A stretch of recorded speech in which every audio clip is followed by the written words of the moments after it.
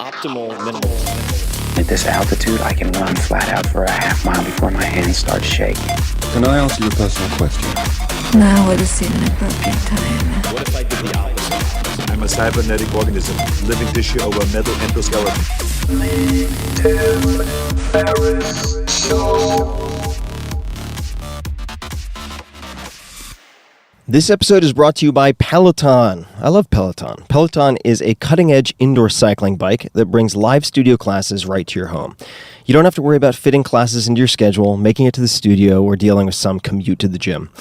I have a Peloton bike in my master bedroom at home, and it is one of the first things that I do in the morning. I wake up, meditate for 20 minutes, and then I knock out a short 20-minute ride, usually high-intensity interval training or HIIT. Then I take a shower, and I'm in higher gear for the rest of the day.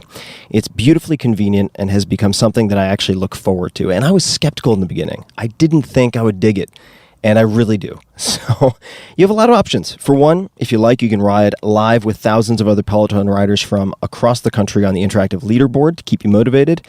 I tend to use a lot of the classes on demand and have 4 to 6 of them that I've bookmarked and use over and over again. There are up to 14 new classes every day with thousands of classes on demand, and there are a variety of workouts to choose from. 45-minute classes, 20-minute burns, hip-hop, rock and roll, low impact, or high intensity.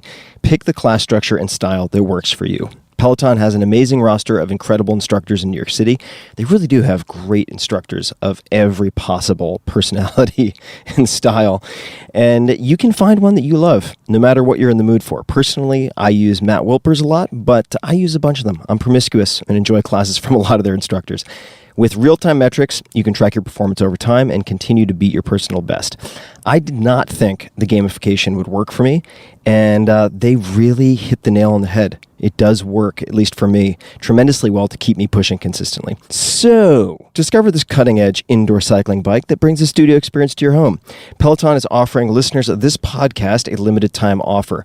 Go to onepeloton.com, that's spelled ONEPELOTON.com.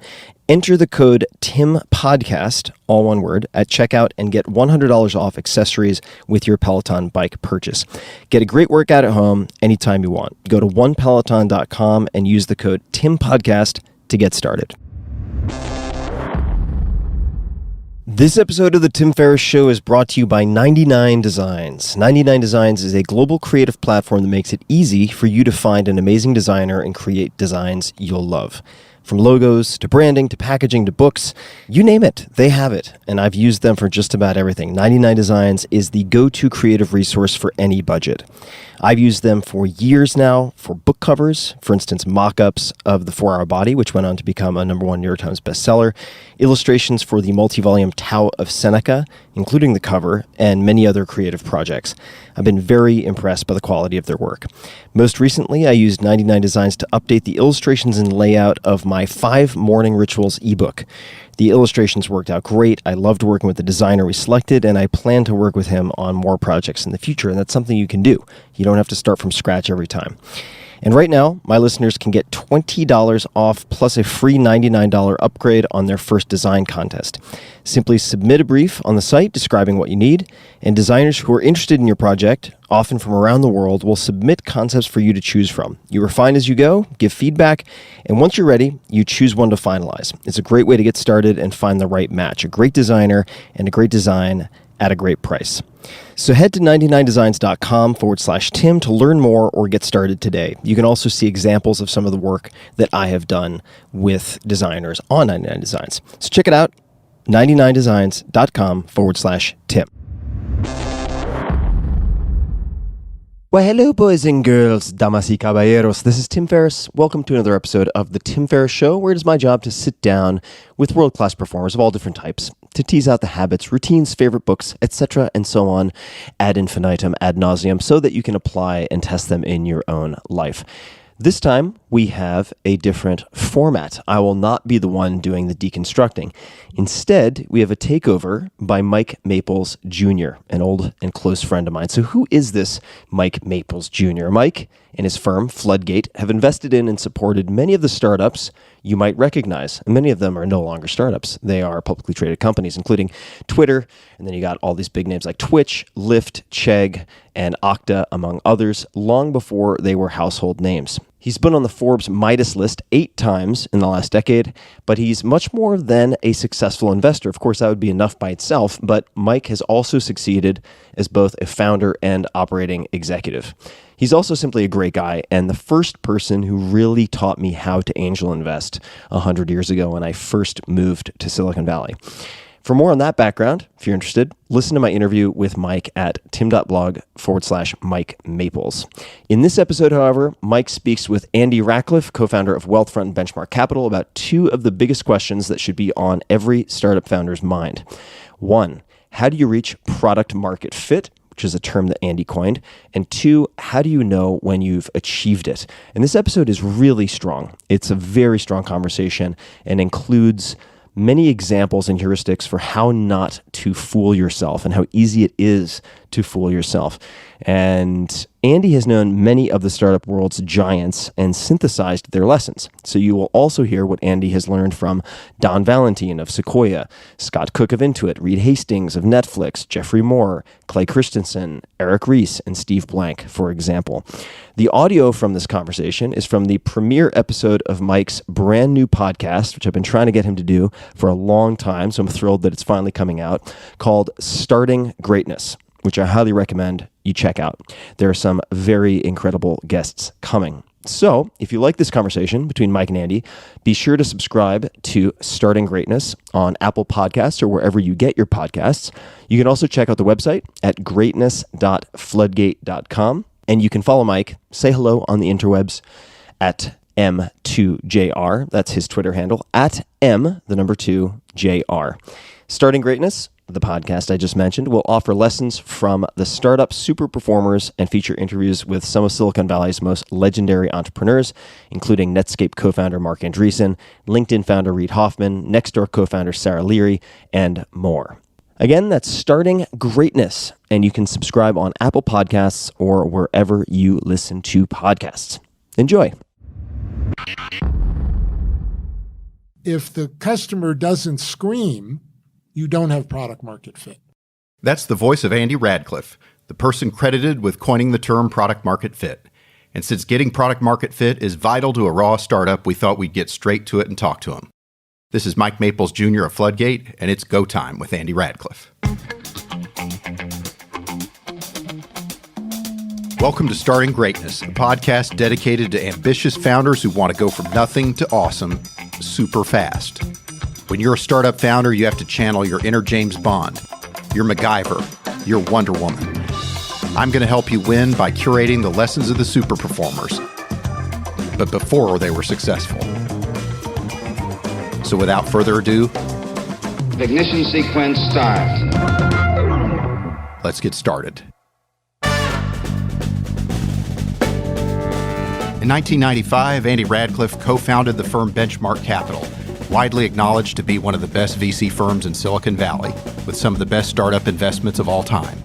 He's also a co-founder and CEO of Wealthfront, so his ideas about product market fit and startup success aren't just academic. And speaking of academics, Andy also teaches the renowned class at Stanford Business School, aligning startups with their markets. He literally is the professor of product market fit. Let's catch up with him. Andy Rachleff, thanks for joining our podcast. Thank you for having me. Andy, one of the reasons that I was excited to talk to you was to talk about the idea of product market fit, which is probably one of the most famous descriptors of what a 0 to 1 startup is trying to get to. Where did that term come from in the first place, and what's the origin story? I can tell you the origin story of the concept. I learned it from Sequoia Capital. Don Valentine really invented it. Okay. Don used to say, I'm looking to invest in companies that can screw everything up and still succeed because the customer pulls the product out of their hands. I'm paraphrasing. I'm not sure I got that exactly right. He felt that way because the startup will screw everything up. So I want a company that has such demand from the market that they can literally screw everything up and still succeed. I actually define it in terms used by Steve Blank and Eric Ries. They were the first to apply the scientific method to business. And I think that Steve's great contribution to the entrepreneurship business was the idea that first you have to prove a value hypothesis, and only once you've proven the value hypothesis should you test a growth hypothesis. To me, product market fit is when you have proven the value hypothesis. So the value hypothesis is the what, the who, and the how. What are you going to build? For whom is it relevant? The how's the business model? I get this question a lot. How do I know when I have it? I have 4 heuristics that I use, 2 for consumer and 2 for enterprise. Okay. So the 2 best consumer ones that I know are exponential organic growth. People can game growth, and they do it all the time. And I'm always amazed that people fall for it and that they kid themselves into thinking they have product market fit because they bought it. The only way to know is that you have product market fit is if you get word of mouth. I learned this from Scott Cook, who's the best product guy that I've ever met. And so Scott was riveted on word of mouth. Well, the best test of word of mouth is exponential organic growth, because the only way you can get exponential organic growth is through word of mouth. The other heuristic that I suggest is Net Promoter Score, which is a proxy for word of mouth. It's not quite as good, and there are outliers where it just doesn't work. So Shamath Palihapitiya, who started the growth group at Facebook, once told me that at the height of Facebook's growth, their Net Promoter Score was negative 14. So it's not always an ideal indicator.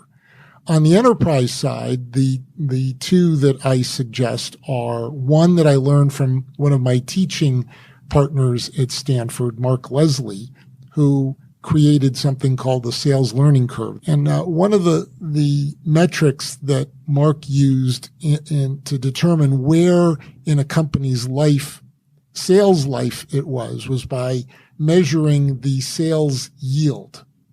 The sales yield is the contribution margin of a sales team divided by the total cost to field the sales team.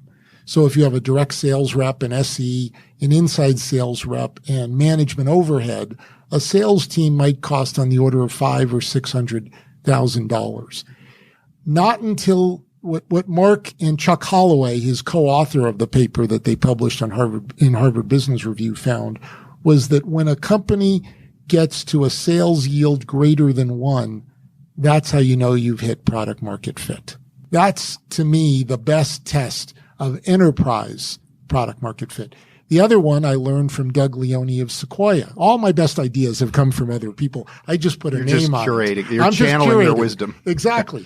And so Doug, who has one of the best noses for product market fit of anyone that I've ever met, taught me an amazing lesson when we sat on one of our boards together. And that was every enterprise company has to do a proof of concept trial. In order to make these trials as productive as possible, companies typically require that they be limited to 30 days and that the customer sign a contract that says, if the product does what you represent, I will buy it after 30 days. No company ever lives up to that contract, as you've experienced. Right. So what Doug suggests is at the end of 30 days, you pull the trial, no matter what. If the customer doesn't scream, you don't have product market fit. Because if they're not going to buy it at the end of the 30 days, they're not desperate. And if you're not desperate, you don't have product market fit. Steve Blank, in his book, 4 Steps to the Epiphany, conjures an image of the customer reaching across the table and grabbing you by the collar saying, when can I have this? Yep. I need this. Yeah. I've wanted this. I've tried to do this before. I've spent money on it. Even better, I've already spent money trying to do this myself. Yeah. So it's interesting because I think there are 2 counterintuitive lessons, right? One is a lot of founders, when they pitch early customers, they want to feel that their idea gets validated, and they sometimes don't see that you're trying to find people who are in on the secret with you, right? That's the real goal, is to find the limited subset of people who are in on the secret with you. You could go talk to those other folks later, but don't waste a lot of ergs of energy. But the other thing that I think that this kind of reveals is, it's not necessarily bad if the customer's built what you view as a competitive offering. It's great. Exactly. And so it's counterintuitive, because you'd think, well, it's going to be hard to close this customer because I have competition here. But precisely the opposite's true. They've progressed down the idea maze far enough to know that they've been waiting for you. Some of the most successful enterprise software companies actually were spin-outs of products that companies built for themselves, but they couldn't maintain them. You know, it's really funny. The second biggest mistake that I see entrepreneurs make, especially in enterprise, is that when they pitch a potential customer on the idea and the potential customer doesn't like the idea, then they try to iterate on the product to build something the customer would want. And by definition, that's right in consensus. So It's going to lead to a mundane outcome. That's the absolute wrong thing to do, even though that feels right. Yeah. So you want to go find people who actually love what you're doing, not try to convince the no's and turn them into yeses. Yeah. And you want them to be saying, when is our next meeting? What is our next step? How are we going to make progress on this? Come back tomorrow. I wanted to have my boss Bob here, but I didn't know what you were really doing. Now I want to get on this. By the way, this is analogous to how to attract a venture capitalist as well. If the venture capitalist doesn't immediately say, when can I meet you again? You haven't found product market fit. That's right. Yeah. and it's funny to me, like the best startup scenarios I've seen are when the entrepreneur, the early investors, and the early customers are all in on a secret together. They're starting a movement that the rest of the world will one day accept, but they're starting it as rebels, right? They're starting it as people who are going to prove to the rest of the world that their insight is right. That and is they fun. haven't caught up. There's a book that I've heard you reference recently that it seems like people have forgotten about, and maybe they should put more front and center, which is Crossing the Chasm. Why do you think that is? Why do you think Crossing the Chasm is current for today's world and should be read by more folks? Well, the fundamental idea expressed in Crossing the Chasm is there is a natural rate of adoption of every product. That hasn't changed. It was true 100 years ago, and it's going to be true in another 100 years. The basic premise is that there are different people who are willing to adopt at different rates. By the way, those people change over time, but putting aside the lunatic fringe of the innovators, the first people who adopt products are the early adopters. These people are revolutionary, not evolutionary. They want to buy a product to solve their problem, and all they need is a proof of concept in order to do it. And if they get a proof of concept, they're going to buy on the merits of the product. They have a problem, they're desperate, they're willing to buy it. Next come the pragmatists. The pragmatists only buy, they want something that's evolutionary, not revolutionary. They're not trying to get ahead in their jobs, they're trying not to get fired. And they'll only buy if 5 people tell them they should buy. So it doesn't matter how well you serve their needs. They're not going to buy until they get references. They need social proof. The next group, the conservatives, or the late majority, as Geoffrey Moore, the author, calls them, only buy once it's become the standard. And then finally are the laggards who don't buy. Now, the biggest chunk of the market is represented by the pragmatists, or the early majority, which leads most entrepreneurs to go after them first. But there's a catch-22. How can you go after them first if you don't have any references? The biggest problem, by far, the biggest mistake I see people make is trying to start with the pragmatists because it's the biggest market, because every podcast you listen to or every book written on entrepreneurship says you should go after a big market because ultimate size of market addressed is the single greatest determinant of outcome, which is true, but you're not going to capture that market if you try to start with that market. And this lesson will last forever. I often get asked, well, if your product is so great, why doesn't everyone use it? Because it takes a while for you to transition from early adopters to the early majority to the late majority of the laggard. A lot of times I find it interesting. People will bring up so-called counterexamples like Facebook. And they'll they're say outliers. Yeah. And also, I mean, Facebook started at Harvard. Actually, Facebook is a perfect example of the crossing the chasm philosophy. So they solved a very, very small problem, which is there was no common Facebook across the freshman class at Harvard. It was only by house. So the only way you could see who else was in the freshman class was through the Facebook. And then it spread to some other Ivy League schools because the kids at Dartmouth and Yale had friends at Harvard. And then it spread to other colleges. And then it spread to high schools after that. So it exactly followed the crossing the chasm. It's not an outlier at all. But I often hear people try to find issue with theories using examples. And my teaching partner for my product market fit class at Stanford is a fellow named Bill Barnett, who's a professor. And one of the great lessons I learned about teaching from Bill is he does not allow students to use examples in their arguments because the example could be an outlier. So he asks the students to give me the logic. And if you can't give the logic, you can't win the argument. And even, I guess, in the case of Facebook, then it feels like that was an example where Mark Zuckerberg didn't say, I wonder what the market for social networking is going to be. I think he was solving his own problem. So here's the problem. As soon as a company becomes successful, it revises history because people in the early majority want to believe that the product was built for them. Telling the story of how you actually got there is off-putting. So every great marketer I know is a revisionist. Here's another great example. Google. So we all know about how it took off as a search engine, but as a business, it exactly followed the crossing the chasm philosophy or the technology adoption lifecycle. When they first started monetizing, they used text ads. Now, at the time, Yahoo offered display ads. Yahoo sold these ads through a sales force. So in order to justify the cost of a sales call, you had to sign up to a minimum of $10,000 a month contract for 6 or 12 months to justify the cost of the sales call. And you also had to pay for a graphic artist. Back then, we didn't have designers in startups or in companies. They were contractors. So you had to pay for a graphic artist to design the display ad.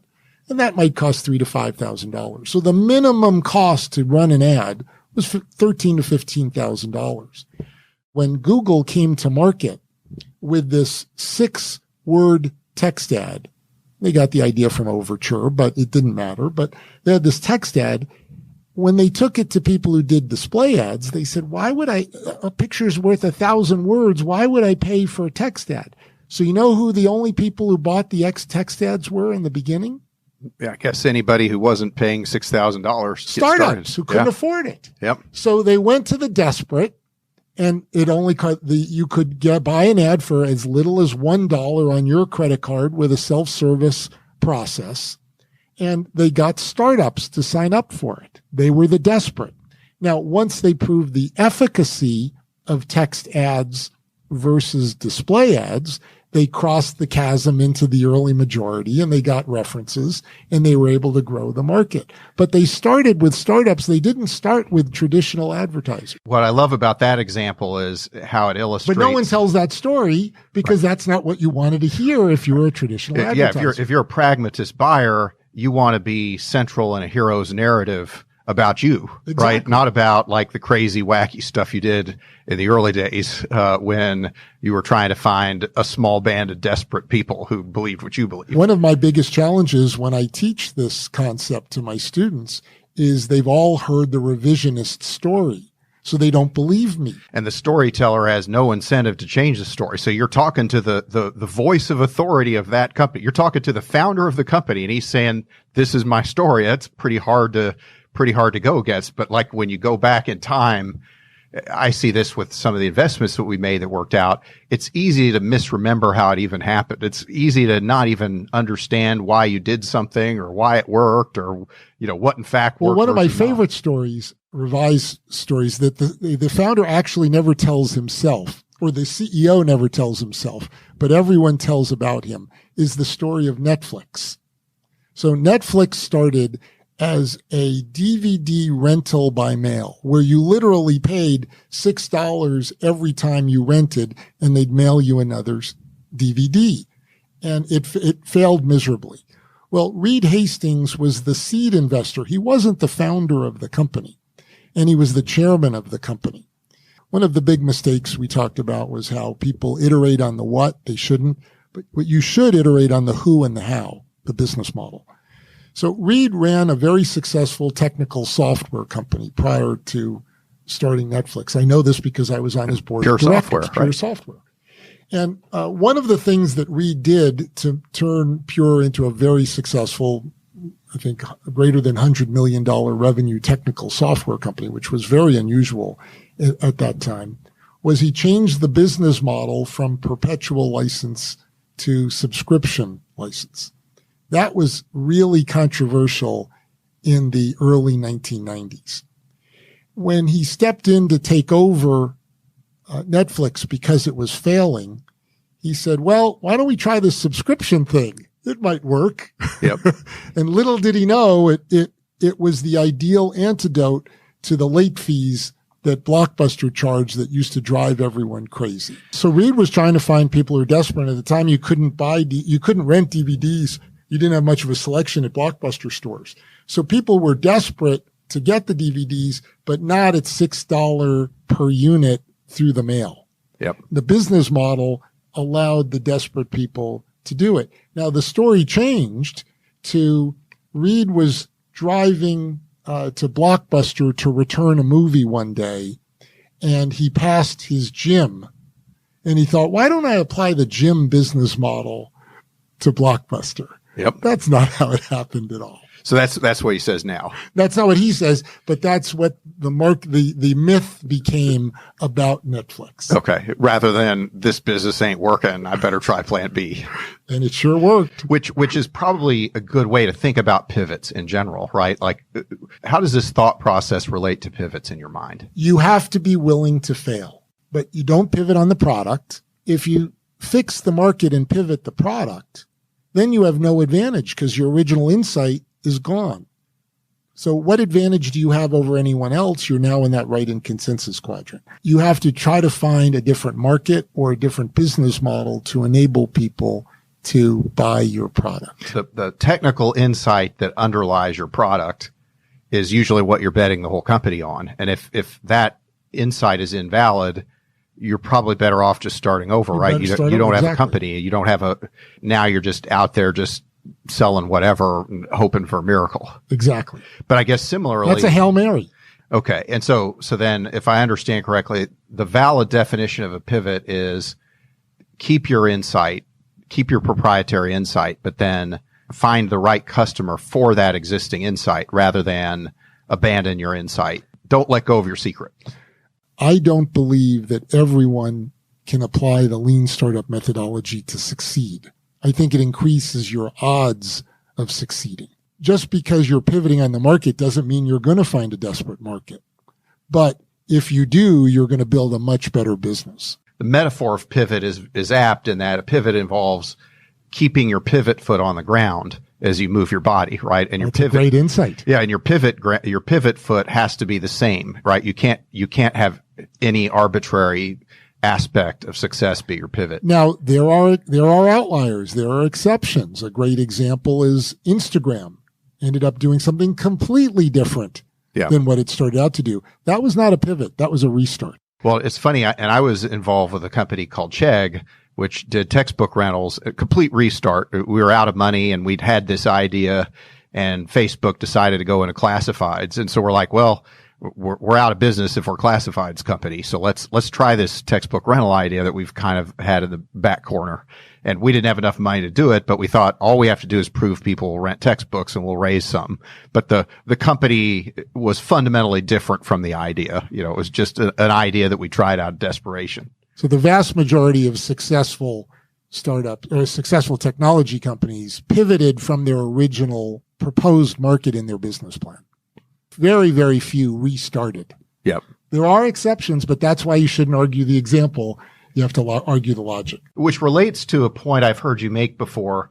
Not everybody needs to like your product. In fact, it may even be better if not everybody likes your product. What do you mean by that? It's actually the subject of the first class in my product market fit course, which is not everyone should like your idea, or should everyone like your idea? And the answer is absolutely not. So let me give you some context. First, let me offer a framework for thinking about this that I learned from my investment idol, a man named Howard Marks, who is the founder of a distressed debt investment firm called Oak Tree Capital. He believes that investing, and I believe entrepreneurship, can be described with a 2x2 matrix. On one dimension, you can be right or wrong, and on the other dimension, you can be consensus or non-consensus. Now, what most people, obviously, if you're wrong, you don't make money. But what most people don't realize is if you're right in consensus, you don't make money because the returns get arbitraged away. The only way to make outsized returns as an investor or an entrepreneur is to be right in non-consensus. The problem is you only know that you're non-consensus when you start, not whether or not you're right. You hope that you're right. Unless you're non-consensus, you don't have a chance to serve the desperate because they wouldn't be desperate if they were already served. Now, if you ask 5 people on the street about your idea, which might be a killer idea, at least 4 out of the 5 of them should say they don't like it because they haven't been conditioned to like it. Human beings are conditioned to like things or not like things. Think of the greatest ideas in the last 10 years. Uber, if you asked 10 people on the street about Uber, a ride-hailing service, they'd say, why do I need that? That feels unsafe. And why will a stranger drive me around? And Airbnb, would I let somebody into my home to rent a room? That's crazy. So you want people to not like it. If everyone likes the idea, it means they've already been conditioned. So you're trying to do a better job of what somebody else has. And that is not a recipe for success in technology. You talked earlier about Scott Cook and being the best product guy you knew. I've also heard you use the term savored surprises. And I think that's a really good framing principle. So could you talk about that a little bit? Sure. That's something that I learned from Scott. One of the best parts of teaching is how much you get to learn. And we are really fortunate being here in Silicon Valley that we can write cases about companies and then have the protagonist of the case actually come to the class to discuss what happened. And not give you the revised history, but tell you what actually happened. And so I'm incredibly fortunate to have taught a couple of classes where Scott was the guest. He was the protagonist of the case and the guest. And one of the amazing lessons that I learned from him was a concept that is a core part of the Intuit culture now, which is to savor surprises. And by that, they mean that whenever you create a new product and bring it to market, either as a minimum viable product to a group of 5 users or to 1,000 users, there's always going to be a surprise. Something you didn't expect people to react to, positively or negatively. And Scott found that all of the value lies in the surprise. And it's interesting. I've heard him say that in another forum, which was, so we were on a panel together once at South by Southwest, and he brought this up, and he said that when he's in a meeting and somebody's proposing a big project or a launch or a new initiative, he would ask, well, as you did this analysis and work, what surprised you? And what he learned was that if the people couldn't answer that question, they were really just trying to get their agenda across. They were just really trying to get money for their pet project. But how could you possibly have a market discovery or customer discovery exercise where nothing surprised you, right? Like how could that ever make sense? You're in the right in consensus quadrant if you have, which is death. Yeah. Or you just weren't listening to the market.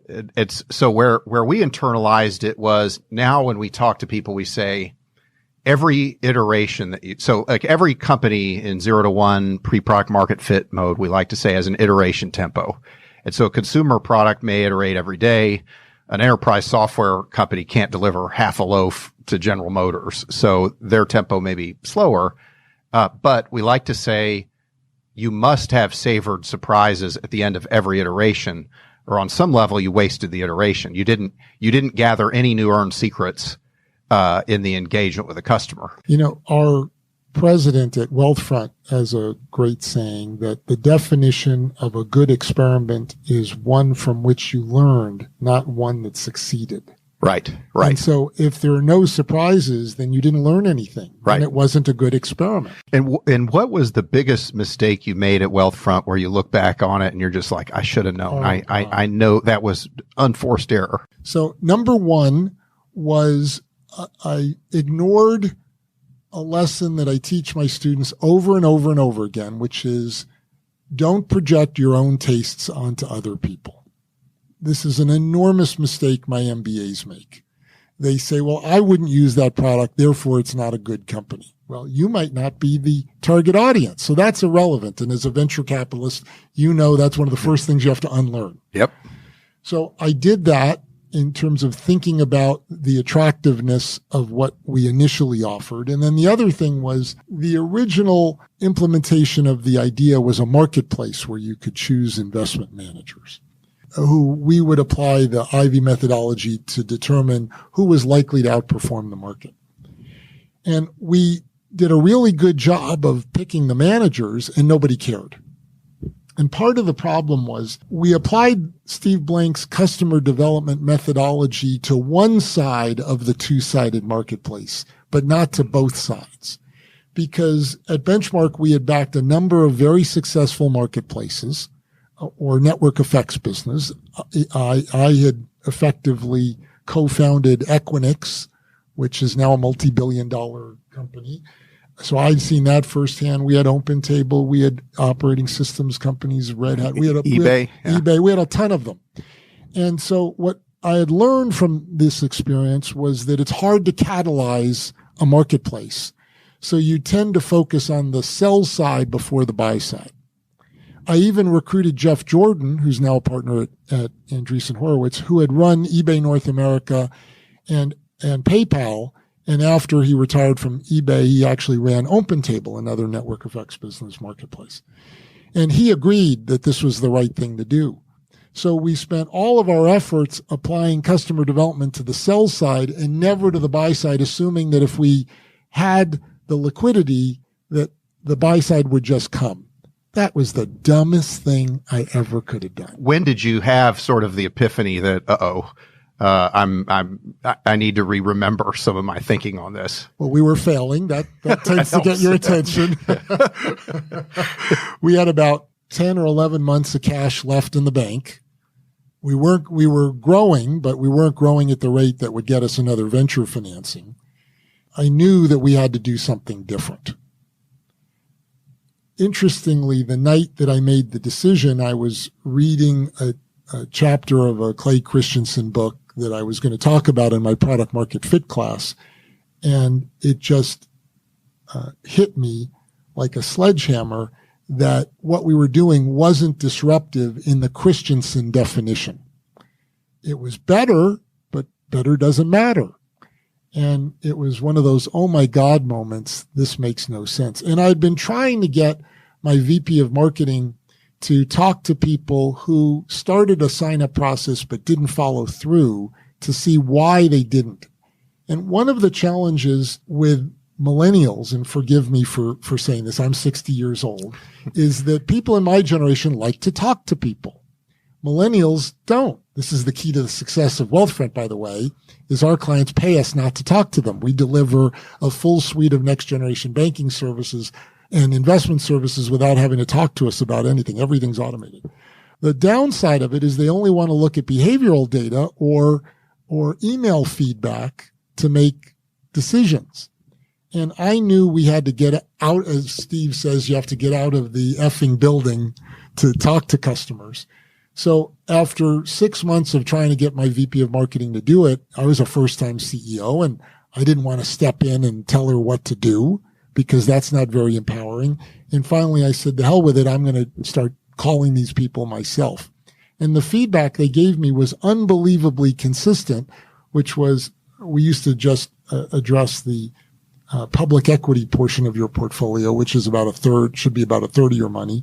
And people said, I'd rather that you manage all of my money adequately and inexpensively than a portion of it superbly. And how did you nail your niche early on?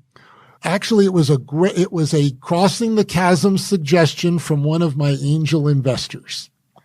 Again, we had started as this investment management service, so we had evolved. It was a pivot because 90% of the software was the same. Instead of having a marketplace of investment managers, it was just us that manage your portfolio. I had a board meeting before we launched the new service, and I said to my board members, people who are exposed to this love it. But my biggest concern is that we have a chicken and egg problem. And that is, people don't know how to evaluate a financial advisor. So they use assets under management as the proxy for quality. It's actually a terrible proxy for quality. It's a great proxy for how good someone is at selling others, not how good they are at investing. And so I'm not quite sure what we're going to do here. And Doug McKenzie, who's a retired partner of Kleiner Perkins, who believed in crossing the chasm because he's my age, said, Andy, why don't you focus on young people in tech?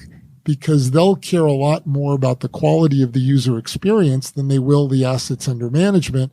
And you and your team have enough credibility in this community that they'll take the early adopters will take the shot at the proof of concept. That was the critical insight in the history of our company. So what do you do? Just call up people at Facebook and say, try this? Facebook was about 6 or 12 months away from IPO. A number of employees had sold secondary stock.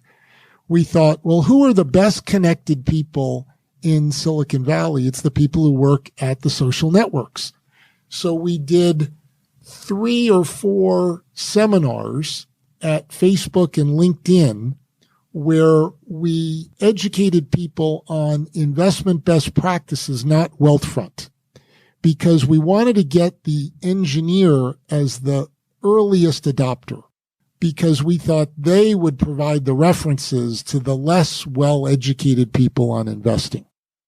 And what we know about engineers is they hate being sold.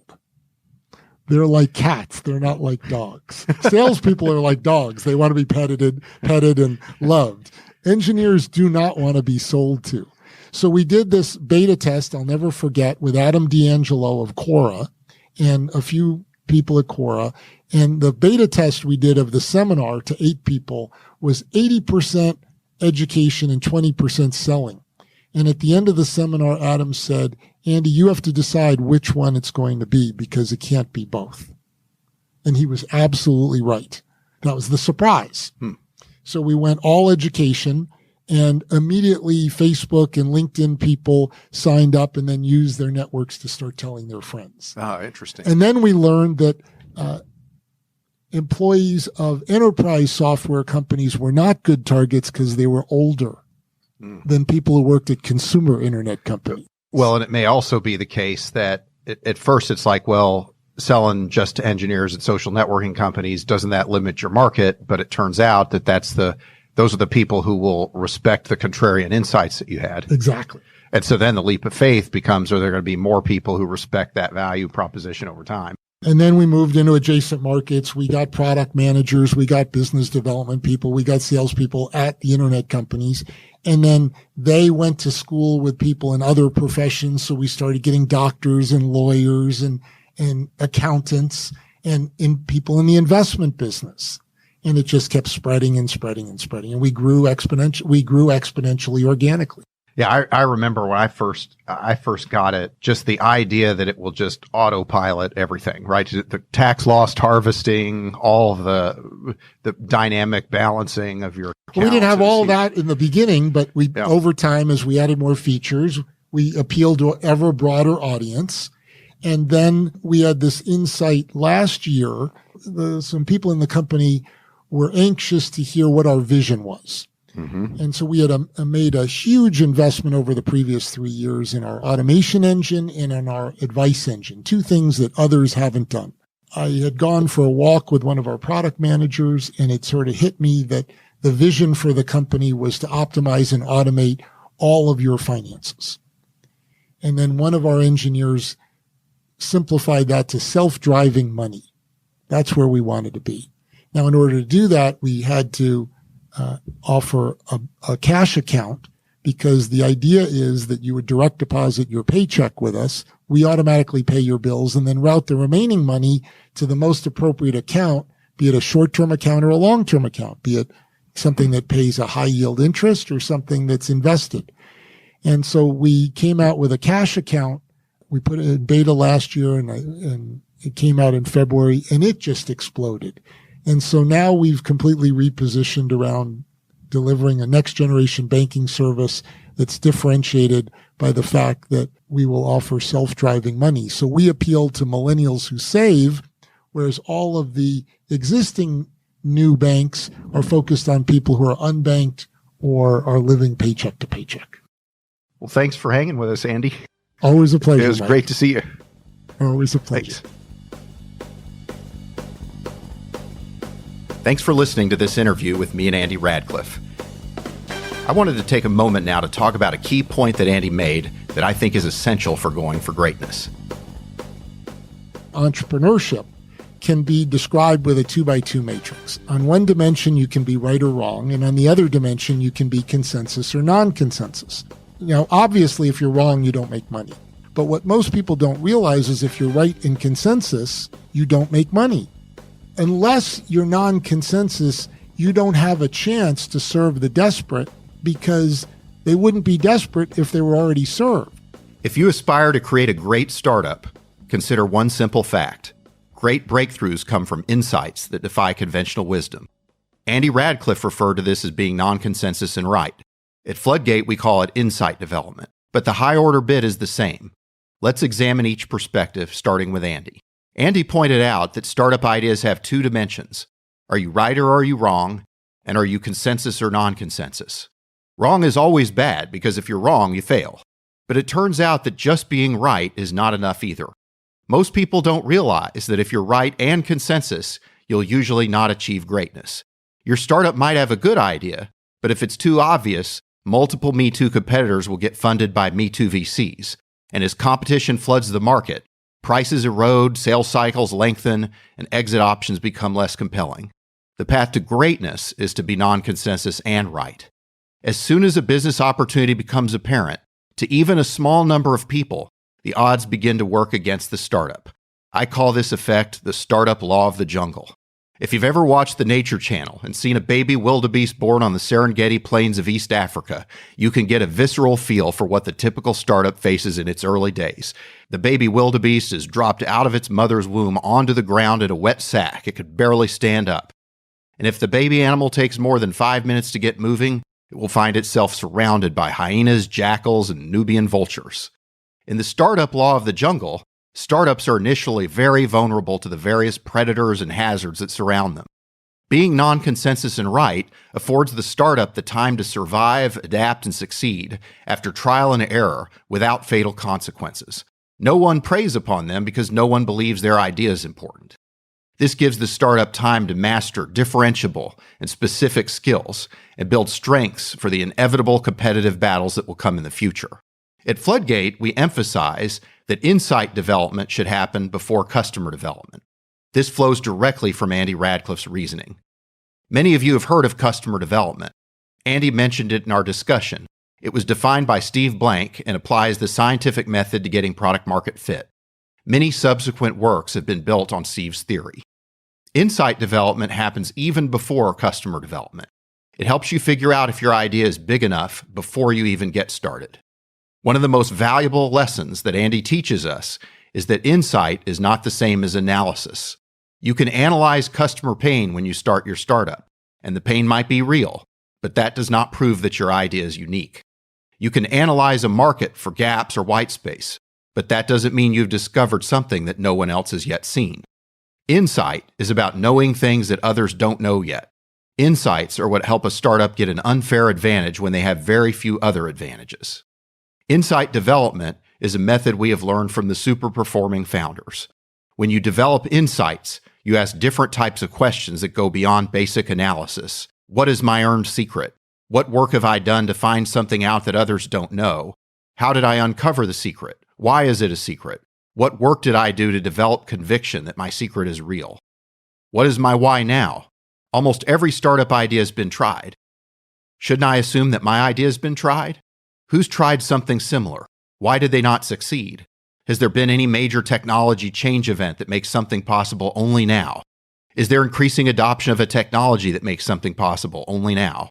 Why is now the time for your idea to happen? In future episodes, we will talk lots about insight development. But speaking of now, what does this all mean for you? You must commit yourself to having a real insight if you want to be truly great. All of the greatest breakthroughs came from unconventional insights. The theory of gravity, Euclidean geometry, the solar system, all of these ideas were put forward by heretics in their time. So my own quote I will leave you with is, there's a right kind of crazy. If you like this interview, please subscribe to my podcast, Starting Greatness, where each week I'll share an interview with a legendary founder or thought leader like Mark Andreessen, Reid Hoffman, Steve Blank, and more. Each interview will be accompanied by a deeper exploration of a key lesson of the super performers in order to provide you actionable insights as you pursue your own path to greatness. You can follow me on Twitter @M2JR, and please shoot me an email with any comments or questions to greatness@floodgate.com. And if you like the show, I'd be grateful if you could leave us a review on Apple Podcasts. Never let go of your inner power to do great things in whatever matters to you. And until we meet again, remember, greatness is a decision. Hey guys, this is Tim again. Just a few more things before you take off. Number one, this is 5 Bullet Friday. Do you want to get a short email from me? Would you enjoy getting a short email from me every Friday that provides a little morsel of fun before the weekend? And 5 Bullet Friday is a very short email where I share the coolest things I've found or that I've been pondering over the week.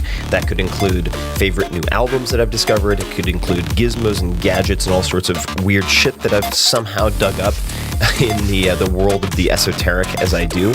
It could include favorite articles that I've read and that I've shared with my close friends, for instance. And it's very short. It's just a little tiny bite of goodness before you head off for the weekend. So if you want to receive that, check it out. Just go to 4hourworkweek.com. That's 4hourworkweek.com, all spelled out, and just drop in your email, and you will get the very next one. And if you sign up, I hope you enjoy it. This episode of The Tim Ferriss Show is brought to you by 99 Designs. 99 Designs is a global creative platform that makes it easy for you to find an amazing designer and create designs you'll love.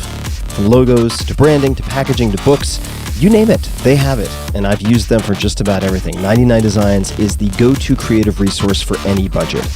I've used them for years now for book covers, for instance, mock-ups of The 4-Hour Body, which went on to become a #1 New York Times bestseller, illustrations for the multi-volume Tao of Seneca, including the cover, and many other creative projects. I've been very impressed by the quality of their work. Most recently, I used 99 Designs to update the illustrations and layout of my 5 Morning Rituals ebook. The illustrations worked out great. I loved working with the designer we selected, and I plan to work with him on more projects in the future, and that's something you can do. You don't have to start from scratch every time. And right now, my listeners can get $20 off plus a free $99 upgrade on their first design contest. Simply submit a brief on the site describing what you need, and designers who are interested in your project, often from around the world, will submit concepts for you to choose from. You refine as you go, give feedback, and once you're ready, you choose one to finalize. It's a great way to get started and find the right match, a great designer and a great design at a great price. So head to 99designs.com/Tim to learn more or get started today. You can also see examples of some of the work that I have done with designers on 99 Designs. So check it out, 99designs.com/Tim. This episode is brought to you by Peloton. I love Peloton. Peloton is a cutting-edge indoor cycling bike that brings live studio classes right to your home. You don't have to worry about fitting classes into your schedule, making it to the studio, or dealing with some commute to the gym. I have a Peloton bike in my master bedroom at home, and it is one of the first things that I do in the morning. I wake up, meditate for 20 minutes, and then I knock out a short 20-minute ride, usually high-intensity interval training or HIIT. Then I take a shower, and I'm in higher gear for the rest of the day. It's beautifully convenient and has become something that I actually look forward to. And I was skeptical in the beginning. I didn't think I would dig it, and I really do. So you have a lot of options. For one, if you like, you can ride live with thousands of other Peloton riders from across the country on the interactive leaderboard to keep you motivated. I tend to use a lot of the classes on demand and have 4 to 6 of them that I've bookmarked and use over and over again. There are up to 14 new classes every day with thousands of classes on demand, and there are a variety of workouts to choose from. 45-minute classes, 20-minute burns, hip-hop, rock and roll, low impact, or high intensity. Pick the class structure and style that works for you. Peloton has an amazing roster of incredible instructors in New York City. They really do have great instructors of every possible personality and style. And you can find one that you love, no matter what you're in the mood for. Personally, I use Matt Wilper's a lot, but I use a bunch of them. I'm promiscuous and enjoy classes from a lot of their instructors. With real-time metrics, you can track your performance over time and continue to beat your personal best. I did not think the gamification would work for me, and they really hit the nail on the head. It does work, at least for me, tremendously well to keep me pushing consistently. So, discover this cutting-edge indoor cycling bike that brings a studio experience to your home. Peloton is offering listeners of this podcast a limited-time offer. Go to onepeloton.com, that's spelled ONEPELOTON.com.